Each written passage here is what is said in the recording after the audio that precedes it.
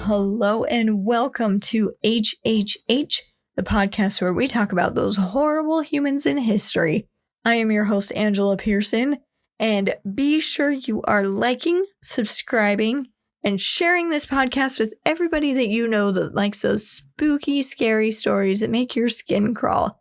And today, the person we are talking about, his story is going to, for sure, make your skin crawl. And I chose this person because this story actually is pretty close to home for me, because this guy walked around and lived for a while where I live. So this story really spooked me as a child and as a single woman. Like, this really hit home. Today we're talking about a man who brutally killed at least 30 young women, possibly up to 100 women. And the youngest of his victims were two 12-year-old girls. His murders terrified a nation over the span of a few years. And like I mentioned, this story hits close to home for me, literally because he spent a few years living where I lived. Ugh, it's so creepy. Now, there's a lot of information and details available about this case. So if I don't actually talk about something that you know about or stories you have heard about this individual, like, I know a few personal stories of people who had encounters with this individual. If you have any stories like that, or I leave something out or whatever, please leave a comment, share, let other people know the details that you know about, because I might have to do a follow-up episode because there's just so much information. There's no way I'm going to be able to dive into the nitty-gritty of this man's story. So without further ado, the man we are talking about today is the one, the only, Ted Bundy. That is right. This man was so manipulative and charming and deadly. He used his good looks and charms to convince innocent women to trust him, and then he would strike and kill them. So come listen to the tale that convinced me as a single person to never leave with anyone that I didn't know. And if you're single, if you're a single lady, especially, this story is for your educational purposes. So let's dive into this.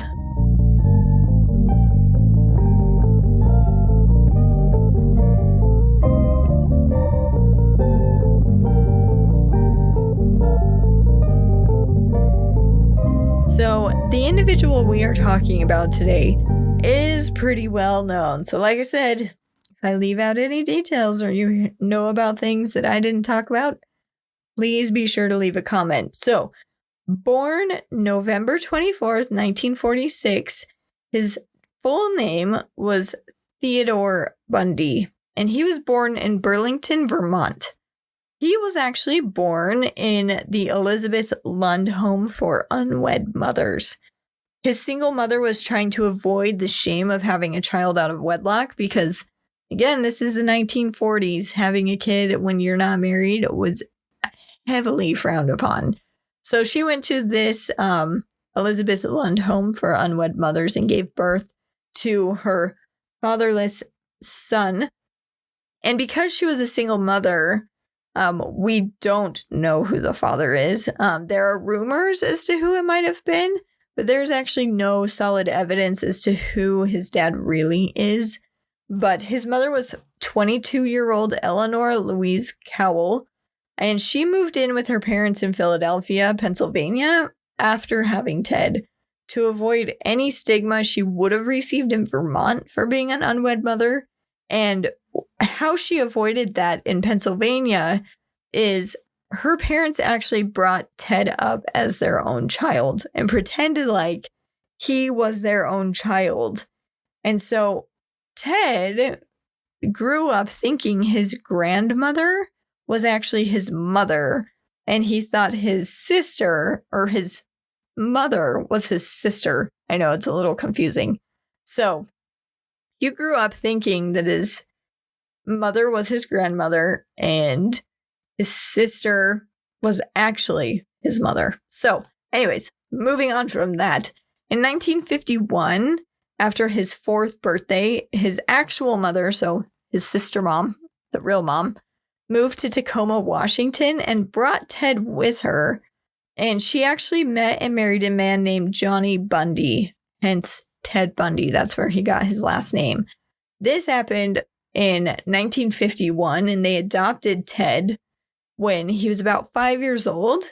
And they eventually had 4 other children together. And Ted didn't actually form super close bonds with anyone in his new family, and still actually believed that he was being raised by his sister and that his quote-unquote mother, so his grandmother, had abandoned him basically and gave him away because she didn't want him. That's what he believed. But Bundy didn't actually like his stepfather. He actually looked down on him pretty severely because he was pretty uneducated and part of the working class. And Ted did not like the fact that he came from the humble beginnings. He was actually very ashamed that he came from a poorer family. So he really resented his stepfather for that reason. And despite all of that, though, despite that they were really poor, he actually grew up in a really happy, normal working class family. His parents were super religious, would take their children to church every Sunday. And Ted Bundy himself even admitted that he came from a wonderful, loving family with really dedicated parents and siblings. He said that himself during an interview on the eve of his death. So he was apparently a very shy, but very smart child who did really well in school, but wasn't great socially. He didn't make a lot of friends or anything. When he was 3 years old, he grew a fascination with knives, which in and of itself does not scream that he's going to become a serial killer. But these facts don't help. He used to like to pull apart mice in the woods and would try and drown other children when he went swimming or boating. He showed zero sense of remorse, guilt, embarrassment, or shame. So, there's that in addition to being fascinated with knives. So, you add those together, it could be a sign. Could be a sign. As a teenager, another troubling trend came about in his personality traits. He became a peeping Tom and really liked to watch people in their windows. So, it's starting to get a little creepier the older he gets. He also had no problem with just taking things that he wanted. If he saw something that he wanted, he would just take it. So he would steal things pretty frequently. But as he graduated from high school, he actually got into the University of Washington. And in 1966, he enrolled to study Chinese. So while he was at school, he was at the age of 20, he met and fell in love with a woman named Stephanie. He was head over heels in love with her and thought this was the woman that he was going to marry. He was ready to marry this woman. But out of nowhere, she dumped him. Now, spoiler alert, a lot of his victims actually resembled this girlfriend. Smart, pretty, with long dark hair. So, spoiler alert, there might have been a little bit of resentment there. So, when she broke up with him, she actually claimed that he wasn't ambitious enough for her and that he had no drive and wouldn't be successful. And this probably was really hard for him to hear because remember, he resented his stepdad for these very qualities. And now he has a girlfriend telling him that those are the qualities that he has. So this probably hit him pretty hard. And after his breakup, he actually did build up a lot of resentment and was very frustrated with life. So he returned to the East Coast where he was trying to understand his roots. He was digging into his past. And that's when he learned the family secret that shook him to his core. The secret that the sister that had been raising him most of his life was actually his birth mother.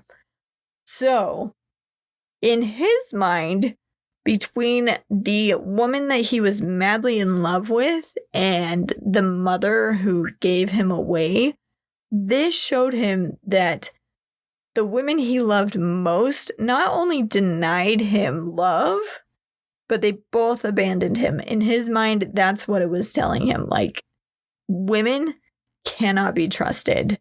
And from that point forward in his life, you will see how heavily this actually impacted him. So he would return to the University of Washington in 1969. So a couple years later, at the age of 22, he became a psychology major this time and actually started dating a new woman named Elizabeth, who was actually a single mother. And their relationship was pretty tumultuous and actually lasted until the 1970s. And you'll figure out why, like into the mid 1970s. I say 1970s, it's 1969 at this point. Mid 70s is how long their relationship lasted. And you'll find out why it ended in a little bit. So to describe the way that Bundy treated women in his life, not the ones he killed. Those were different. I'm talking about the women that he actually cared about and wouldn't hurt, which still confuses me. But anyways, so he was basically like a giant parasite that would latch onto a woman or other people, use them for shelter, money, sex, or whatever he needed at the time. And then once he was done with them and thought their usefulness was over, he would leave and move on to someone else. Or, as you will see, keep them around while also finding someone new. So he had multiple avenues all at the same time. So this part of his story, I feel like, is super duper ironic. And you'll find out later why. I mean, I've kind of hinted at it. You know, he murders people. Anyways, in 1971, he got a part-time job at a suicide crisis center in Seattle, Washington. Yeah, ironic, isn't it? He wanted to look like he was a contributing member of society that actually cared about others. This was just a mask he could wear. I mean, it's just so ironic that a serial killer, like, actually tried to save people's lives. Talk about a dual personality. Like, I genuinely feel like this man has a split personality, and we can talk about that a little bit later, but seriously, crazy that he was a worker at a suicide hotline. Now, when he graduated from the University of Washington, he became very politically involved and joined the Republican governor's re-election campaign at Washington. And in 1973, he was actually accepted into law school at the University of Puget Sound in Tacoma, Washington. But before he started school, he took a road trip down to California where he happened to run into his first love, Stephanie. And he started rekindling that relationship and rebuilding that relationship. Oh, P.S. Yeah, he's still dating Elizabeth. I did not ever mention that they broke up because they did not yet.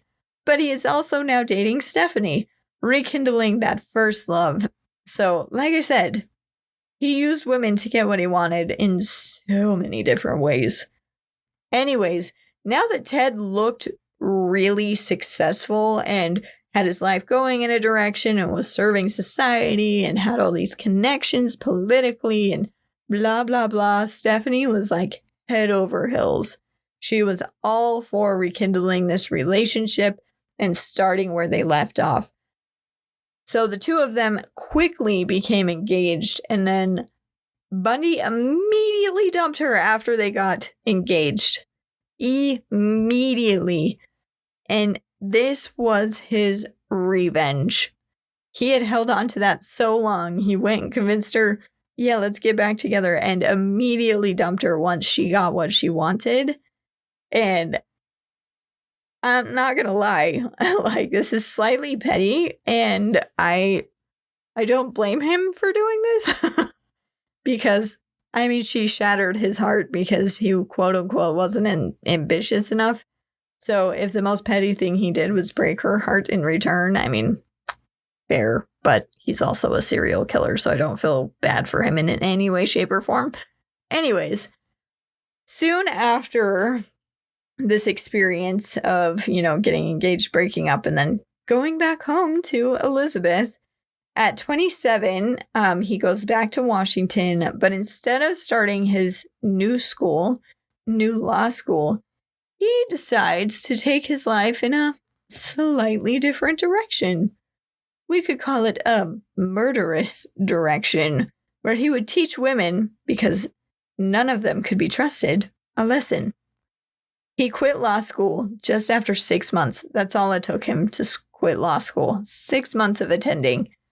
And on January 4th, 1974, just after midnight, he broke into the basement apartment of an 18-year-old dancer/university student, and he beat her with a metal pole and raped her.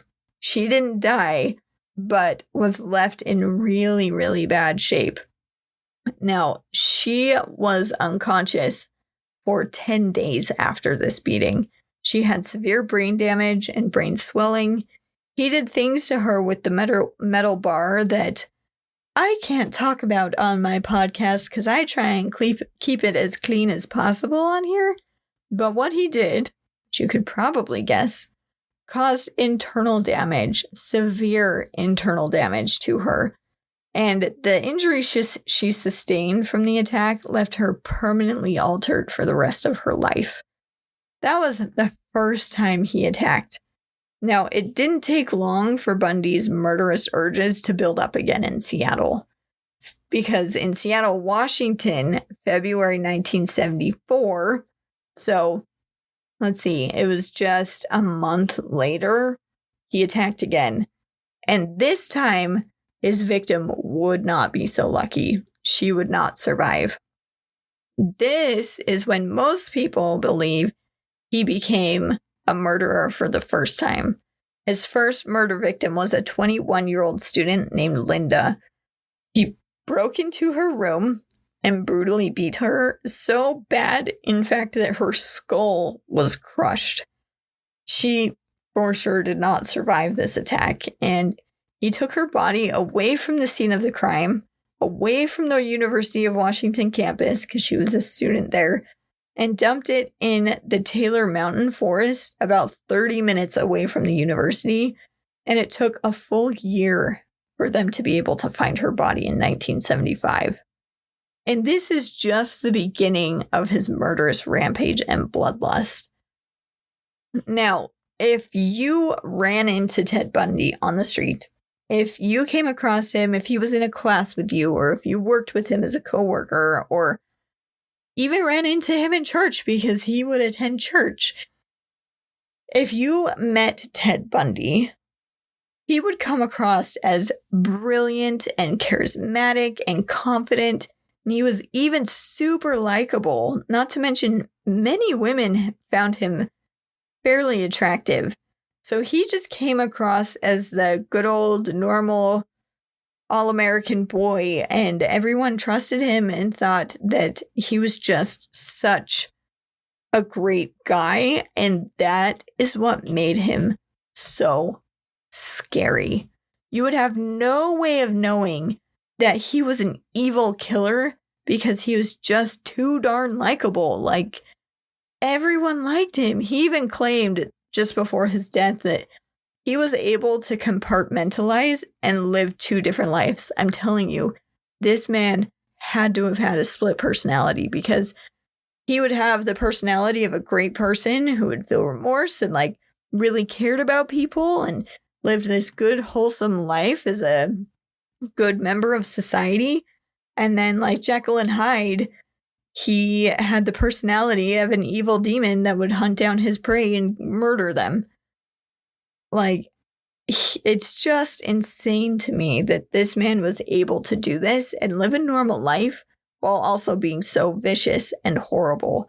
But I think that's a common trait amongst serial killers, because there are others that we will talk about eventually who had families and children, and they had no idea that their father or husband were serial killers, just like Elizabeth had no idea what was happening.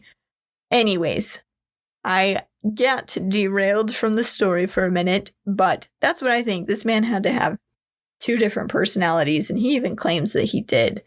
So, because he truly did have an incredible, he really built up those social skills and made people like him, his favorite way to attract women to be his victims would be to say that he was actually having car trouble. So, park in a parking lot or park on the side of the road and just be like, oh man, I'm having trouble with my car. Could you please help me? Is there any way you could help me with this? And to make himself even less threatening, he would purposely wear a sling on his arm so he looked injured. So women would even be like, well, he can't hurt me because his arm is hurt, so I should be fine helping him. Yeah, kind women would willingly come to his aid thinking he genuinely needed help. And when their guard was down most, that's when he would strike. So his car is very iconic now. He drove a light tan Volkswagen Beetle, and he would use this vehicle to capture many, many women and drive them to a remote location where he could attack and eventually kill them. He would bludgeon his victims until they were unconscious, rape them, and then strangle them to death.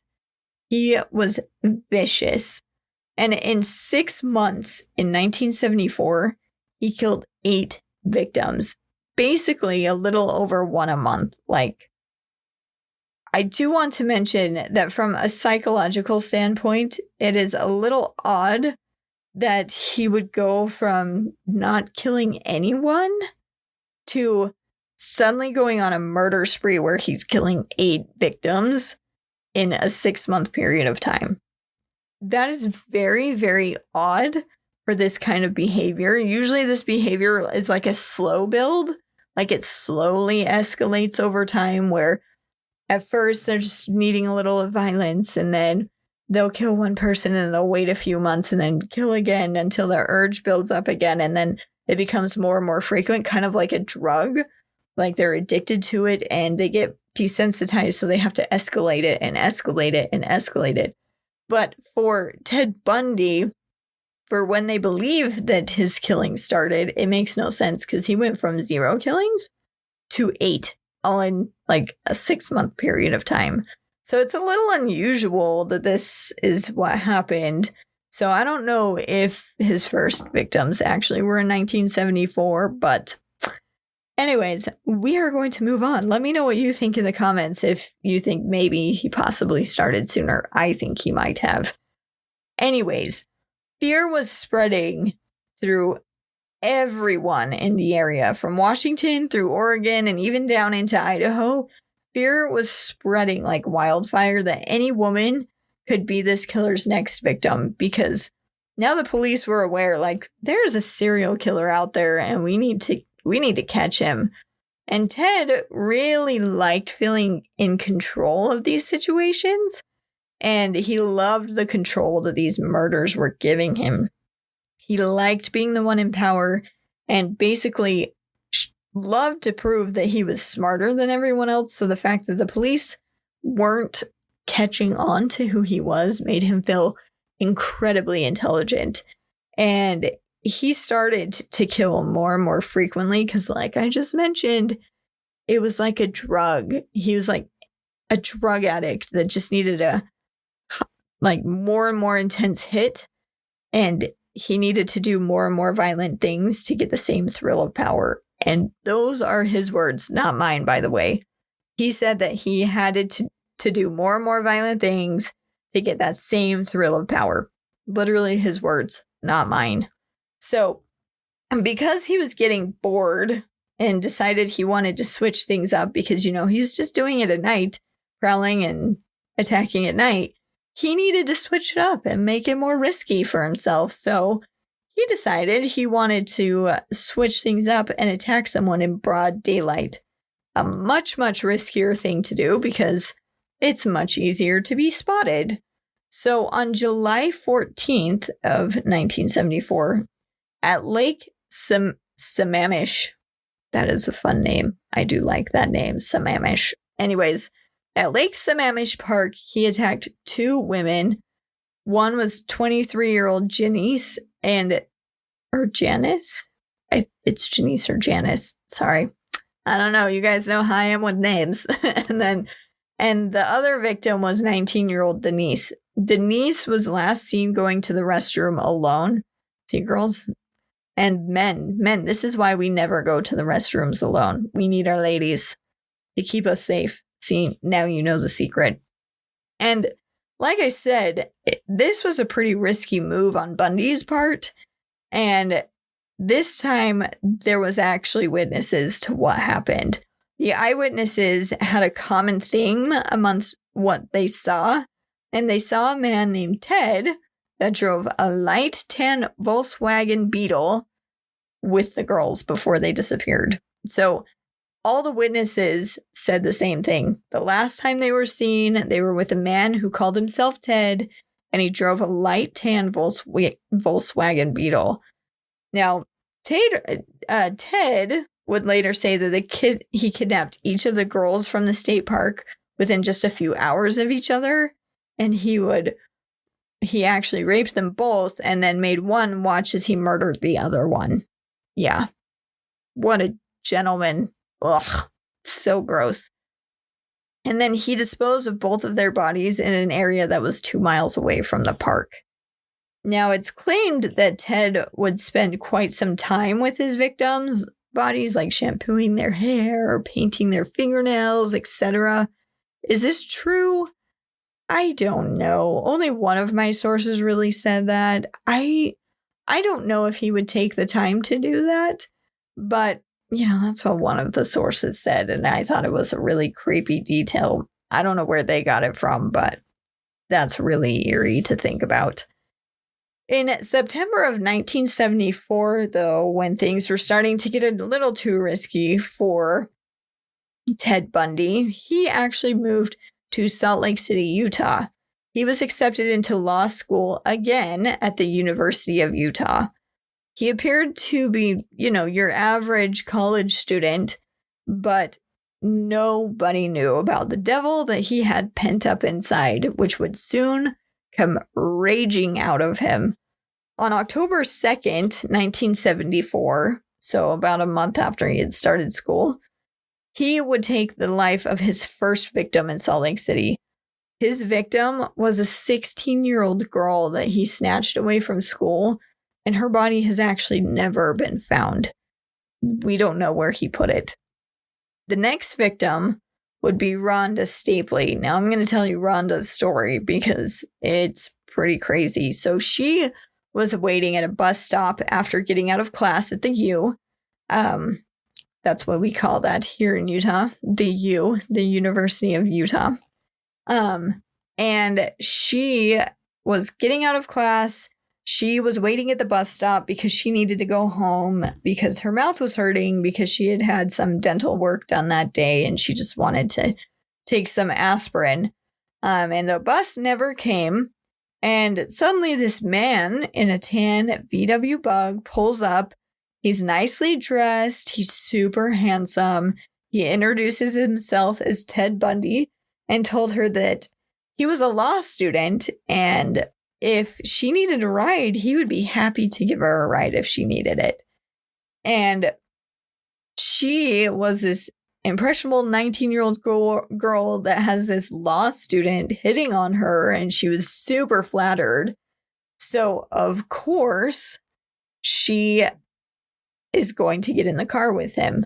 Now, side note at this point of the story, Ted Bundy was different than most serial killers. Most serial killers attack prostitutes and those kinds of victims because they're a little easier to target. They're more willing to get into cars and those kinds of things. That is not who Ted targeted. He specifically targeted really intelligent, successful women. And like I mentioned earlier, that somewhat resembled his ex-girlfriend. They were smart, successful, pretty. Those were his main targets. It wasn't prostitutes like most other serial killers. So I just wanted to make that note at this moment because Rhonda Stapley was a smart, educated, she was going to college, she was successful, and that's who got in the car with him. Anyways, he said that he would like to take her on a date to the zoo. Well, as they were driving towards the zoo, he took a wrong turn because if you've never been to Salt Lake City, our zoo is up by the mouth of a canyon. It's kind of close to the University of Utah. So it would make sense that he's like, well, we can just hop over here because it's pretty close. And then when he takes a wrong turn and starts heading up the canyon, she's like, wait a second. I thought you were taking me to the zoo. And he's like, actually, I have to run a quick errand that's near the zoo. So just hang on. I got to do something really quick. And like I said, there's a mouth of a canyon by the zoo. And he actually drove her deep into a canyon called Big Cottonwood Canyon. And he got really quiet at this point in time. And she could tell he was super focused on something. And like he was in a different zone. And she would try and talk to him and he just would not respond. He just seemed focused on something else. And he soon found a secluded picnic area where he pulled off to the side of the road. Now, this whole time, Rhonda was thinking that he was trying to find a place that they could make out, and she didn't want to do that, and she thought it was going to be super awkward and was trying to find out a way to tell him that she didn't want to make out with him without embarrassing him. And so her mind's just racing, like, how do I stop this from happening? Thinking he was just wanting to make out with her. Well, when he pulled over and he turned the car off, he leaned really close to her face like he was about to kiss her. But instead he said, you know what? I'm going to kill you.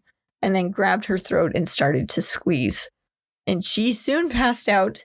And the next time she woke up, she was laying on the picnic table with Ted Bundy on top of her. And you can guess what he was probably doing. And he was sitting on top of her. And she was really struggling to breathe. And she demanded that he get off so she could breathe. And he said, if you stop struggling, I will let you breathe. So she stopped moving. And he actually sat up enough to let her breathe. And then he just covered her nose and mouth with his hand to cut off all her air supply. And eventually she passed out again. And he would bring her back. And then he would do that a few times. Because, you know, he is a sick person.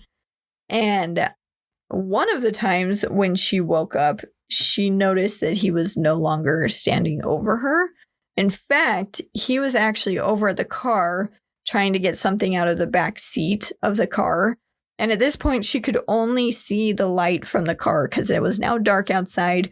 She couldn't see anything. The light from the car was the only light that she had. And she could see him rustling in the back of his VW Bug.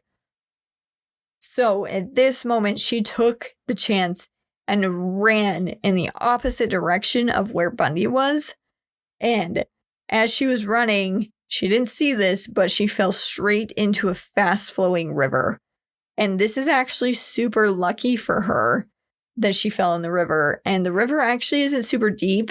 Here in Utah, we have very few really deep rivers, but they move really fast. So she fell in this fast-moving river that swept her away from Bundy super fast and got her away from her certain death. And after a while, she was able to stand up out of the water, and after being pummeled by rocks and the river, she got out, adjusted her clothing so she was covered again, and walked home. She walked home after this happened and didn't tell anybody about it for 30 years. 30 years because she was so embarrassed and blamed herself for what had happened to her. That shatters my heart. Like, that makes my heart hurt. Like, this woman had the most traumatic thing in the world happen to her, and she could talk to no one about it. Like, that is so sad, and I'm so glad that she was able to come out at some point and share her story and be able to see justice happen to the man that did this to her. But she was lucky, and lucky that river was there, because there's no way she could have run fast enough away from him, but that river swept her away so fast. Now, her escape did not stop Bundy from stalking out a new victim. In November of 1974, he went into a mall called, it's in Murray, Utah, and he posed as a police officer and enticed an 18-year-old girl named Carol to get into his car. And he was planning on, obviously raping her and killing her like he had done to all of his other victims. But again, she escaped and was able to open the car door and jump out and run away. And this was 2 victims that had gotten away from him. I'm telling you, us Utah girls, we got some spunk. We got some gumption. I tell you what. But his next victim would not be so lucky, because with all of his pent-up murderous rage, he was not going to let this next victim go, because it was building, and it was building severely because he hadn't been able to let it out. So on November 8th, Ted Bundy kidnapped a 17-year-old girl named Deborah. As she left a theater production, she was actually on her way to pick up her younger brother, and she was never seen again. And this was the way he released his built-up rage. Now, don't worry. While he's killing all of these girls and women, he's still dating Elizabeth, and he starts to date another woman called Carol Ann Boone, who is also a single mother and is divorced. So, first of all, these 2 women are dating a serial killer, okay? I've always wondered how he was able to go out and kill all these innocent women while still loving women that he would never ever hurt. Like, my mind can't comprehend that. How was he not able to make that connection that, oh, if I love these women and I would never ever want to hurt them, other people probably feel the same about the women that I'm killing. Could he make that connection? Apparently not. And second, can you imagine being one of these women he's dating, being involved with a serial killer, and then finding out later that he killed all these women and you were romantically involved with someone like that? I would question my own judgment. I'm not going to lie. I'd be like, can I actually judge people's characters? I mean, and I'm not blaming them. I'm sure, like I mentioned, Ted Bundy was crazy manipulative and knew how to get what he wanted and how to appear the way he wanted. So I am not in any way blaming these women. I'm just questioning, like, how would that feel to find out that is who you were intimately involved with and loved more than anything? Like, my brain cannot comprehend that. So at this point, he had not yet been on the police's radar for any of the killings, because he, like I said, came across as a normal guy, super likable, good, wholesome young man. But because of the 8 eyewitnesses who saw him at the lake, they started to actually take notice of him. Police actually released a composite sketch of the man that they believed killed the women at the lake, and it was shown across the nation on national news. And Ted's girlfriend, Elizabeth, actually saw the sketch on the news and called the police to give them all the details about Ted. And what did the police do? They took the information and ran with it and arrested him. No, that is not what they did. They dismissed the tip because Bundy was a clean-cut law student and they didn't believe he could be capable of committing such horrible crimes. Yeah. If you're annoyed by that, you can join my club because I got t-shirts. Man, that is so crazy to me that they just dismissed it outright because he's just too clean-cut. He's a good kid. But this is literally his girlfriend telling them, yeah, you might want to look into my boyfriend. He's very sus. Like, look into this. But they didn't. So at the age of 28, he took a trip to Colorado where he killed and raped 3 women. In May, he assaulted a 12-year-old child that he abducted from a junior high in Pocatello, Idaho. And this was the first time he hadn't really thought through his plan. He just kind of did it in the moment. So the 12-year-old girl he didn't think about. He just saw her and took her. And this was the first time he really hadn't planned through his attack. And this is kind of the beginning of his downfall because, like I said, he had to take more and more risks. Well, he became more and more, what's the word I'm looking for? Sloppy, I guess, with his crimes. So it became easier and easier to figure out who'd done it, right? So in June of 1975, he returned to Utah and killed a 15-year-old girl in Provo, Utah. 2 months later, he was driving erratically through Salt Lake City in the suburbs in his tan VW Bug when a highway patrolman noticed that he was driving like a crazy person and pulled him over. And this, oh my goodness, I saw the picture of this stuff, and if I was this cop, I would have been arresting this man immediately. So the officer noticed upon pulling this man over, there was a lot of sketchy stuff going on in that car. He had stuff like a missing passenger seat, multiple ski masks, crowbars, an ice pick, rope, and a bunch of other things. There are things that screamed, "I am a serial killer, please arrest me." So, of course, he used his charming personality to explain away everything that the policeman saw in his car. And the policeman did let him go, and although they let him go, it was only because they didn't have enough evidence to say that a crime had been committed. But this was enough to send up a giant red flag to the police, and now they were aware of him and highly suspicious of Ted Bundy. They were so suspicious, in fact, that they sent 3 detectives from Utah to fly up to Seattle to meet with the police there to talk about the case and their suspicions. So they thought it could potentially be connected to what had been happening up in Seattle enough that they sent detectives up there, and together they interviewed Bundy's girlfriend, the one that had actually reported and they had dismissed. They finally were like, ooh, maybe we should talk to her a little bit more.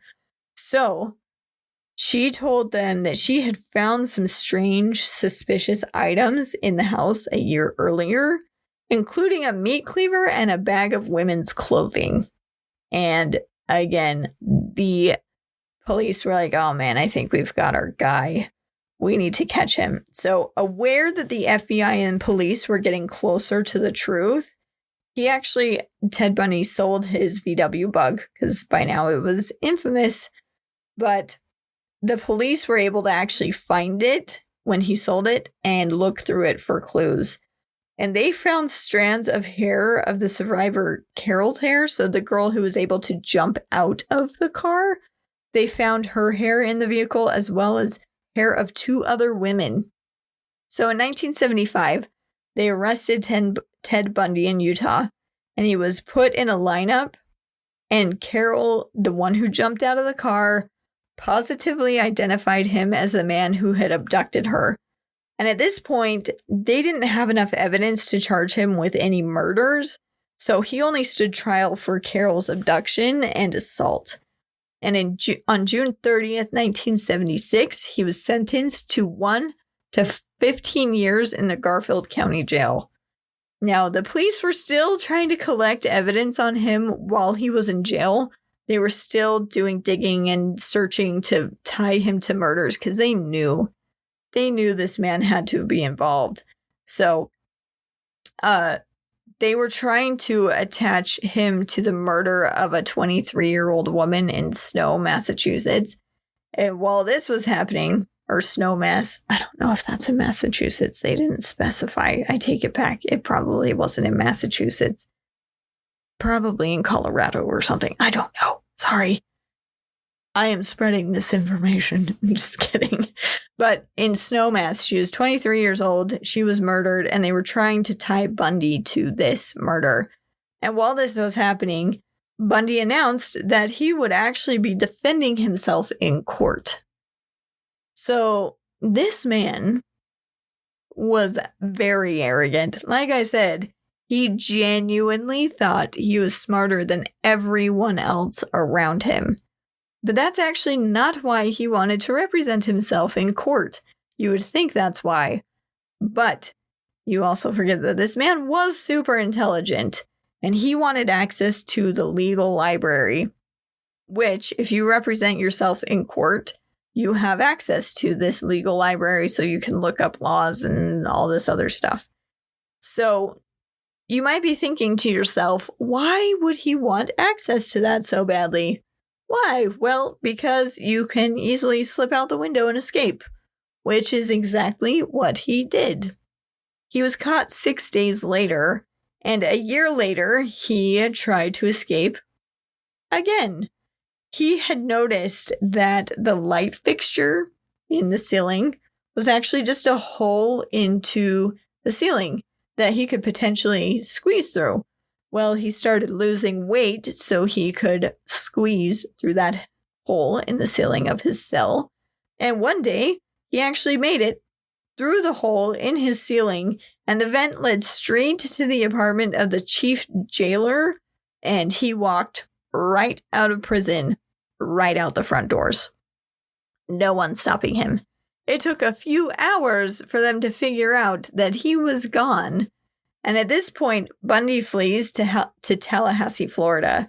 And this is when he goes on a killing rampage because he knows he is at the end of his rope and he is about to get caught. And so he is just desperate to feel that need again and, kill all the people, right?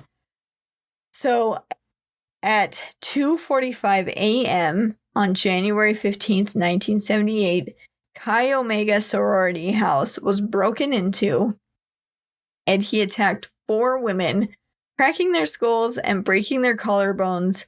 One was beaten with a wooden stick and then strangled to death with her own stockings. One woman was beaten until she was unconscious, and then he raped and then killed her. This was one of the most brutal of his attacks. He even knocked out their teeth and bit. Yes, that is right. He bit his victims on their buttocks. He bit them twice, hard. And 2 other women were beaten and assaulted and miraculously survived the attack. Now, the sheriff arrived about an hour later after this attack. The sheriff even said in an interview that you could tell which victim was first, which victim was second, and then third, and then fourth. You could also tell how much energy he expended on committing this horrible crime. He said it was just super brutal.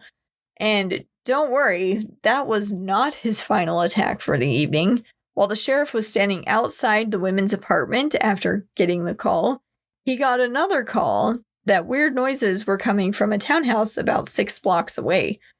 So they immediately rushed to the scene because they're like, this has to be the same guy. Like, there's no way it's somebody else.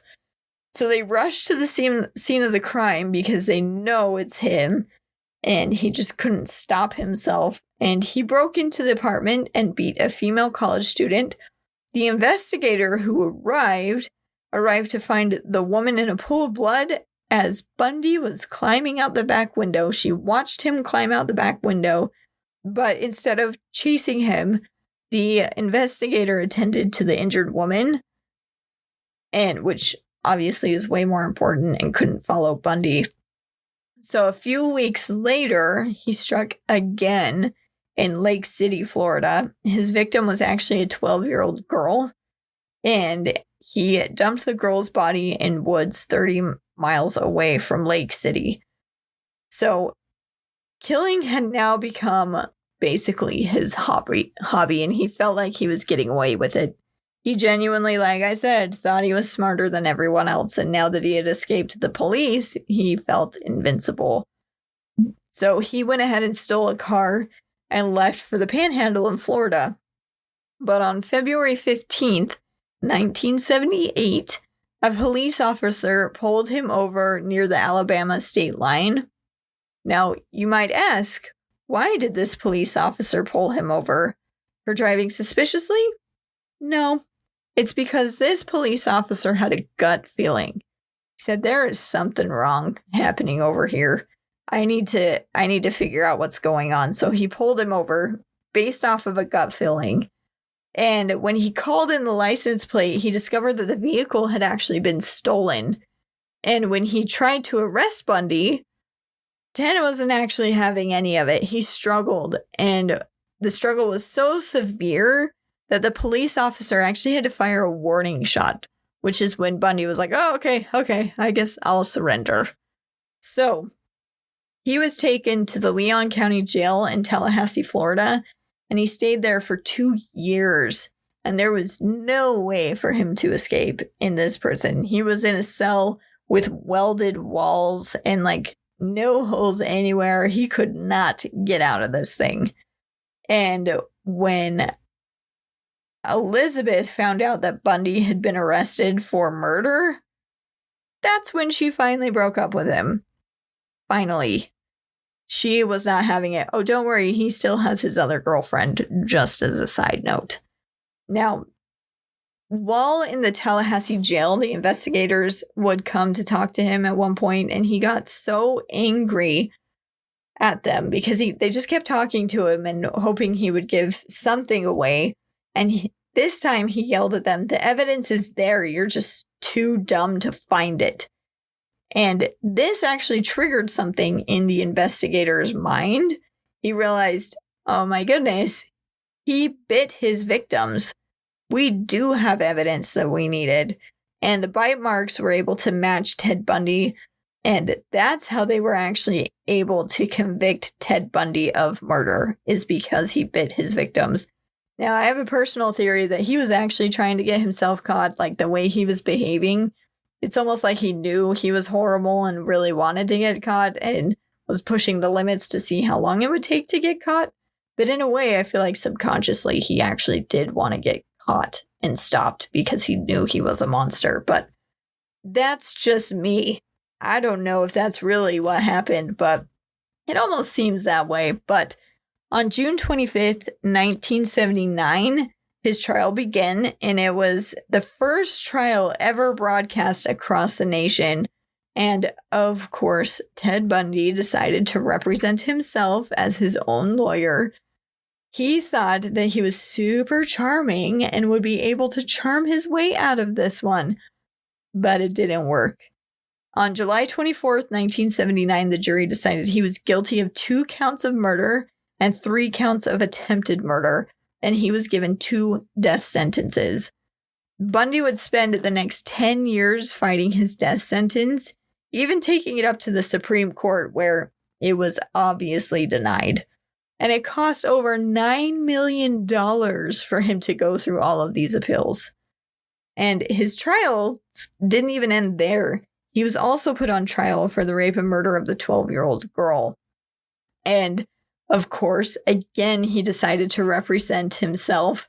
And disgustingly, he used this trial as a way to propose to his girlfriend, Carol. Yeah, she's still with him, even though he's already been convicted of murder. And who wouldn't want their boyfriend to propose to them on their murder trial? It just seems so romantic.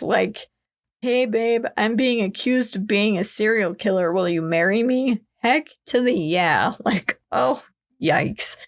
Talk about desperate. So she would marry him in 1974 in Seattle and defend his innocence up until the night before his execution. And in 1982, she actually gave birth to a daughter that she claimed was Bundy's daughter. He wasn't actually allowed to have conjugal visits. And if you don't know what that is, you are too young to be listening to this podcast. But it's believed he actually charmed or bribed a guard to let him have one of those conjugal visits with Carol. So it is possible that that child is for sure his. But over the 10 years that he was awaiting his execution, he would slowly admit to killings and give slightly more information to the police, thinking this would buy him more time and give him an advantage in some way. And he did finally admit that he had killed at least 30 women/girls just before his execution. It's believed that he's actually killed over 100 people, though. So his admission of 30 is still a little short on what we actually believe he said or he actually did. But his admission to actually killing all of these people was the last straw for Carol, and she stopped believing he was innocent and filed for divorce. So apparently, him actually saying he was a killer was finally the straw for her, which is so nuts. At 17:16 a.m. on January 24th, 1989, Ted Bundy was finally executed by the electric chair, and he was 42 years old. As he walked to the electric chair, he would start calling out names of even more victims, hoping, beyond hope, that this would save him and buy him some time. Like, hey, I have more information. Don't let me die because, I still have more information. And I feel like it's really ironic that this man was so desperate to live and yet had so little thought about taking the life of someone else. It's so ironic and so disturbing and disgusting to me that I am glad he actually got the death sentence and it didn't fall through. So people in the streets actually celebrated his death by frying bacon and that kind of stuff, which I think is kind of funny. But a reporter actually asked him at some point, Ted, why did you kill? And his response was chilling. He shrugged and said with a slight smile, because I like to. That's it. Yeah. So creepy. Now, there's some debate, like I mentioned, over when Bundy actually started killing people. And so it's hard to say, when he started killing. Was it 1974? Was it before 1974? I believe it was before 1974. But even if it was 1974, he killed so many people. And just before he was executed, he actually did an interview with WHMB TV station. And they did this the day before he was supposed to be executed. I watched this interview, and here's some of the takeaways that I had. So he didn't want anyone to blame his family or upbringing for his behavior. He said it was all on him. He had a good life, good family. It wasn't their fault. But the thing I found really interesting is he said that at 12 years old, he encountered some softcore porn and eventually encountered some more hardcore things that depicted violence. And he said this about the pornography, and this is him, quote, the most damaging kinds of pornography, again, I'm talking from personal experience, hard, real personal experience. The most damaging kinds of pornography are those that involve violence and sexual violence, because the wedding of those two forces, as I know only too well, brings about behavior that is just too terrible to describe. That's Ted Bundy saying that. He wanted to be clear that he wasn't blaming the porn for his behavior. He knew that he made choices and took full responsibility for what he had done, but he said that it was a very big contributing factor. And eventually, after seeing it so frequently, I said it was a drug. He needed to act out upon it at some point. He was addicted to it. He craved it, and it needed to be harder and harder and harder to get the same excitement level. And he said that he always drank because the drinking would reduce his inhibitions, so he was more prepared to fulfill his fantasies that he had gotten from this porn. And he claimed after his first killing, it was like waking up from being possessed by some evil and then realizing what he had done and was horrified that he was capable of doing something like that. And then once those urges were gone, he became a normal person again. But then those urges would start building up again. And he actually got super emotional. So watching his interview was kind of hard to know when he was being manipulative and when he was being real. This part, I felt like he was being pretty real because the reporter actually asked, like, how would your life be if you had not encountered porn? And he started getting emotional, had tears falling down his face, saying that porn snatched him away from his good upbringing. And it destroyed not only his lives, but all of the lives of his victims. Like, he got very emotional about that, which I thought he was being pretty sincere at this point. But then he got asked about his last victim, a 12-year-old girl, and he just kind of like, I can't talk about that. You know, when people are like faking like they're upset, like, it's just too painful. I just can't talk about that. Like, yeah, so that's you being manipulative. You don't feel bad about that at all. So it was just very interesting to watch his final interview. And there were parts you could tell he was genuinely being sincere, but most of the time he was just saying what he thought he should be saying to make people believe that, no, I'm just a human. I'm not a monster. Look at me. I'm normal. So anyways, it was interesting to watch. But it was also very interesting that he blamed the porn on starting him down that road. So don't do it. It's not worth it. Anyways, he has left a lasting impact on the psyche of women around the world. Like I said, when I was single, this story is what kept me away from being alone with any man that I did not know well, or going home with men that I didn't know, or anything like that. Like, because of the brutalness of his killings and everything, it really had an impact across the world. And because he killed his victims in such a horrible, awful way and left such a lasting negative impact on our society, Ted Bundy is our horrible human in history for the week.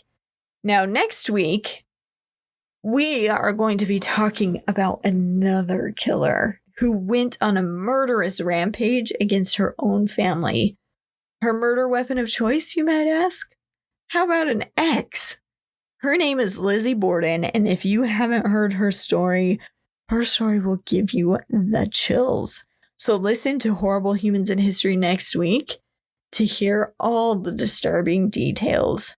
Be sure you're liking and subscribing this podcast. If you really like what you're hearing, please share with all those that you love and care about, friends and family, and we will see you guys next week on our next episode of HHH.